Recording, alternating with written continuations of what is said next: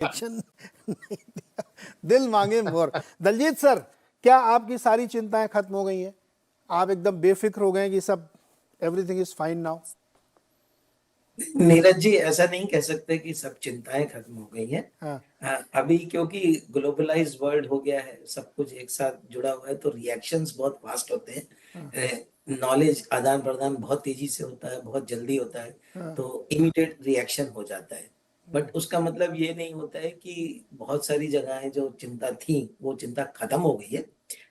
खास करके अगर हम एक दो पॉइंट्स पे ध्यान दें तो ये काफी लंबे समय के बाद, मेरे ख्याल से कुछ 3-4 डिकेड के बाद ऐसा हो रहा है कि वर्ल्ड की दो बड़ी इकोनॉमीज उल्टी दिशा में चल रही है। हाँ? हम बात कर रहे हैं कि यूएस जो है वो अपने रेट घटाने की बात कर रहा है और जापान जो है वो रेट बढ़ाने की बात कर रहा है। तो इस तरीके का जो सिनेरियो है, ये अभी स्टॉक मार्केट में आई थिंक जो पिछले 20-30 साल में लोग आए हैं उन्होंने ये सिनेरियो को देखा ही नहीं, तो उनको पता ही नहीं है कि इसमें क्या रिएक्शन होना है या क्या होगा। और हमने एक उसका उदाहरण देखा, नी जर्क रिएक्शन हुआ 2 दिन, जब जापान के जो रेट चेंजेस हुए तो उसका इम्पैक्ट पूरे ग्लोबल मार्केट पे कैसा रहा। फिर समझ में आया कि नहीं, कोई बहुत ज्यादा नहीं है, फिर अभी वो थोड़ा पॉज कर रहे हैं। बट ये सब कहने का मतलब ये है कि ये एक बड़ा बदलाव है ग्लोबल इकोनॉमी में और इसका इम्पैक्ट आने वाले काफी समय तक दिखेगा। ऐसा बोलना कि अभी एकदम ये चिंता खत्म हो गई, ऐसा नहीं। दूसरी चीज, ये जो वैल्यूएशन की बात है, सबसे इम्पोर्टेंट हम लोगों के लिए तो वैल्यूएशन ही है। तो अगर हम देखें कि कोविड के बाद से जितने 3-4 साल जो निकले, हर साल में कुछ ना कुछ उतार चढ़ाव रहा। या तो बहुत ज्यादा रेड सी इशू, या फिर यूक्रेन वॉर, या फिर सब कुछ अच्छा, कमोडिटी प्राइसेस घट गए, तो अर्निंग्स ग्रोथ जो है वो एबनॉर्मल रही। किसी साल में -20%, किसी साल में +30%, 40%। अब पहला साल ये FY25 जो होगा वो पहला साल होगा पिछले 4-5 सालों के बाद जब आपको नॉर्मल अर्निंग्स मिलेंगी, मतलब कि 15%, 18% ग्रोथ की अर्निंग्स मिलेगी। तो उस समय, अभी आपने पिछले 3-4 सालों में जो मार्केट का मल्टीपल है वो तो कर दिया 25 टाइम्स, 22 टाइम्स, 20 टाइम्स, क्योंकि ये मान लिया कि भाई अर्निंग्स इस तरीके से ही आती हैं। बट अब जब ये मोमेंटम वापस आपको स्लो डाउन होता हुआ दिखेगा, या नॉर्मलाइज, स्लो डाउन मतलब नॉर्मलाइज हो रहा है, खराब नहीं हो रहा है बट नॉर्मलाइज हो रहा है, तब फिर आपको ये समझ में आएगा कि हम क्या वैल्यूएशन कहाँ पर दे रहे हैं। तो इसके लिए जो बेसिक रीजंस हैं चिंता के वो तो बने ही हुए, बट क्योंकि इतना बड़ा लिक्विडिटी का गश है और इतना बड़ा हमारे पास, अभी भी आज भी कुछ रिपोर्ट्स दें कि बहुत सारे म्यूचुअल फंड्स में, बहुत सारे पीएमएसएस में कैश अवेलेबल है, 8-8, 10-10% तक कैश अवेलेबल है। तो इसका मतलब ये है कि वो पैसा किधर जाएगा, वो फिर मार्केट में ही आएगा। तो जो लिक्विडिटी गश है वो इस नियर टर्म उतार चढ़ाव को पकड़ने के लिए काफी है, but overall ultimately mean reversion तो होगा। दूसरी चीज हमें ये भी समझनी चाहिए कि मार्केट वन डायरेक्शन में पिछले कई समय से चल रहा है, तो करेक्शन तो एक ड्यू है। आज की डेट में बहुत सारे लोगों को नर्वसनेस है, स्मॉल एंड मिड कैप में करेक्शन नहीं आ रहा है, बट ऐसा कोई स्मॉल एंड मिड कैप में ही आएगा तो लार्ज में नहीं आएगा, ऐसा तो नहीं होगा। जब होगा तो वो पूरी मार्केट में एक साथ करेक्शन आएगा। और वो थोड़ा अगर आगे हमें बढ़ना है, करेक्शन का मतलब ये नहीं होता है कि खराब हो गया मार्केट।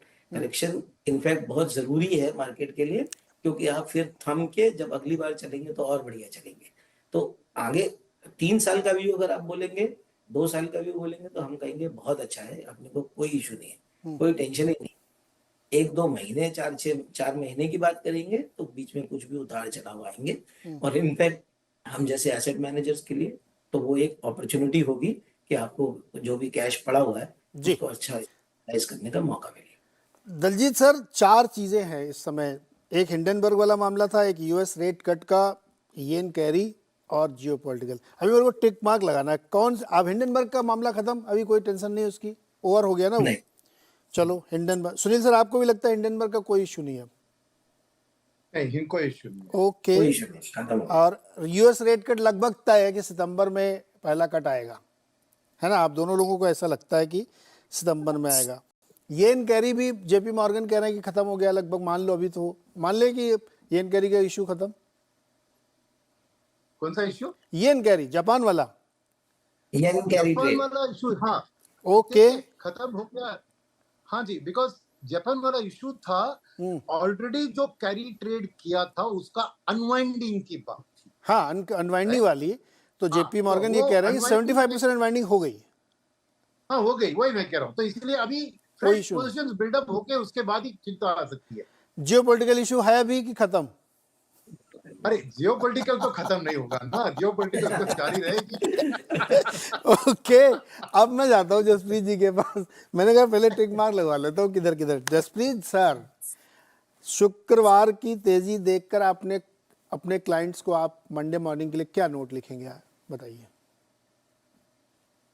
सर मतलब एक दिन की तेजी या मंदी देख के एक्साइटमेंट या मायूस चेहरा तो नहीं रखते, हाँ, बट हाँ डेफिनेटली वीकेंड अच्छा गुजरेगा वो जरूर आप बोल सकते हैं कि at least Monday morning between now and Monday morning you'll have a good weekend for all the investors. But just carrying on जो प्रीवियसली आप पूछ रहे थे, तो बिटवीन जो वेरियस इवेंट्स आपने बोले, क्लियरली सर उसमें जियोपॉलिटिकल तो बहुत बड़ा इवेंट है, वो इतना जल्दी रुकने वाला नहीं है। I've been listening to some of these geopolitical experts over the last few weeks and months. और ये पोस्ट कोविड बहुत ज्यादा हुआ है। अगर आप देखेंगे the wars globally, war so called, चाहे वो इंडिया इंक्लूडिंग हो, right, with Pakistan, with China, और globally US, Russia, and now what's happening in Middle East, ये अब कंटिन्यूस रहेगा ऐसा लग रहा है, right, according to global experts. So we should be prepared for more geopolitical events affecting the Indian markets and economy on a regular basis. तो ये and उसका इम्पैक्ट ऑब्वियसली जहां क्रूड रिलेटेड है, यहाँ जहाँ पे एम्बार्गो है, या जिसके एक्सपोर्ट इंपोर्ट रिलेशंस हैं। अभी बांग्लादेश में हुआ तो अगले दिन ही हर किसी का रिपोर्ट आ गया कि हमारा बांग्लादेश के साथ क्या ट्रेड रिलेशंस है, right. All FMCG companies, the luggage wares, because luggage companies अपना वहाँ पे आउटसोर्सिंग यूनिट्स रखती हैं। तो ठीक है, वो सिविल सिचुएशन है, that's a domestic situation. All such things जहाँ पे एक डोमिनेंट टायरेंट स्ट्रोक किंगडम है, उसके अंदर का अनरेस्ट बोल लीजिए, या inter country relationships going for a toss, this geopolitical events बहुत बड़े, it will be there every month, every quarter. So that's our number one watch. And sir just on a lighter note, ये yen carry trade पिछले 2 week से पहले तो कोई बात भी नहीं कर रहा था सर, मतलब 1 month back, 3 months back, suddenly yen carry trade आ गया, suddenly the big brokerage house says कि 70-80% हो गया। बट सर किसी ने ये तो नहीं बोला था ना ये एक बड़ा इवेंट है। अगर किसी ने बोला ही नहीं इवेंट है, तो अब सडनली ये अनुमान कैसे लगाया जा रहा है कि हाँ 70-80% हो गया, खत्म, उतना ही बचा है। That I couldn't digest frankly, and with due respect to everyone. But unrelated events रहेंगे सर, मतलब वो, sorry I am just digressing a bit, but coming back to your original question, we are just there and trying to tell investors 11% return in 6 months in Nifty, 26% return in 1 year in Nifty, and multi-cap PMSs, multi-cap approach, like us, like Equintis, Research 90, and many such fund managers. उसमें obviously we try to give alpha. वो steady state over a period of time, 15-16% Nifty compounding year after year, and 20-25-30% in that range depending on risk appetite over a period, वो बना रहना चाहिए हर साल. Maybe the next 1 year will be not as easy as it was the last 1 year, and more volatile than the last one. Okay, खैर ये वाले issues तो रहेंगे अभी। जसवीर सर एक सवाल और, हम लोग जब भी मार्केट में बात करते हैं ना, तो अब तो चूंकि सुनील सर फंड में है नहीं, इसलिए मैं कह सकता हूँ कि सारे फंड मैनेजर ना बहुत चिंता करते रहते थे कि स्मॉल कैप और मिड कैप बहुत महंगे हैं और अब लिक्विडिटी आई जा रही है, लेकिन उनकी अर्निंग्स भी थी, 25-30% की अर्निंग ग्रोथ थी, तो इसलिए वो अपने आप को जस्टिफाई करते थे हर क्वार्टर के बाद। बड़े वाले स्टॉक्स में पता नहीं ग्रोथ थी नहीं थी, जो भी है, अब एक थ्योरी ये निकल के आ रही है, लोग कह रहे हैं ऐसा कि मार्जिन एक्सपेंशन अब नहीं होगा शायद, और जिस तरह की अब तक हमने देखी, अब रेवेन्यू ग्रोथ भले होगी लेकिन मार्जिन उस तरह एक्सपेंड नहीं होगा, इसलिए स्टॉक का चलना थोड़ा मुश्किल है। आपका क्या व्यू है? नहीं, ये मतलब you are absolutely right, and बहुत इंपॉर्टेंट पॉइंट आपने रेज किया है कि अभी तक जो ड्राइवर्स ऑफ अर्निंग्स ग्रोथ थे वो डोमिनेंटली मार्जिन अपटिक था, मार्जिन सरप्राइज था, रेवेन्यू ग्रोथ था, बट उसमें ले दे के मतलब 10-15-20% ही की रेंज में आप वाई ग्रोथ कर सकते हैं, right. And last quarter so far जो रिजल्ट्स आए हैं, राइट, अगर आप बीएफएसआई हटा दें तो revenue, and this I am saying let's say BSE 500 excluding BFSI, तो रेवेन्यू ग्रोथ 6-7% की रही है, but if you look at the profit growth, it is in fact negative, वो -10-12% है।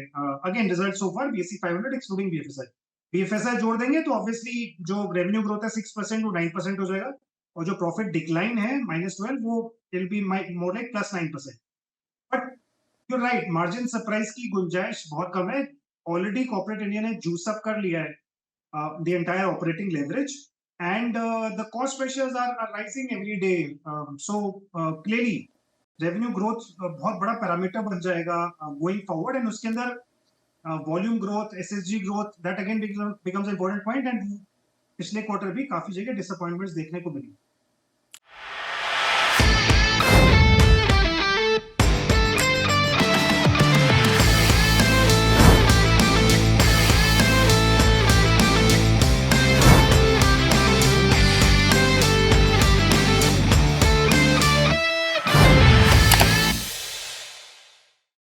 बता दें कि मनी कंट्रोल पर दिए गए विचार एक्सपर्ट्स के अपने निजी विचार होते हैं।